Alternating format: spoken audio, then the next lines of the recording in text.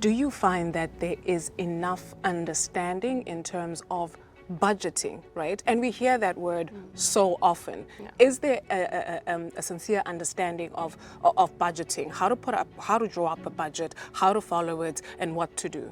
No, definitely not. And I think it's important to understand what percentage of your income you are spending on housing, what are you spending on transport, what are you actually investing? Because I think there's a very big reason why only roughly 6% of South Africans can retire comfortably. And a big part of that is sometimes a little bit on the investor side as well, in terms of even if you have a perfectly structured portfolio, you're earning proper returns, but you, from a percentage perspective, simply not saving enough, that replacement ratio is going to be difficult at retirement. So we have to take into account that you most probably retire at 65 and you might live to be 100 in today's time. So we need to plan for that.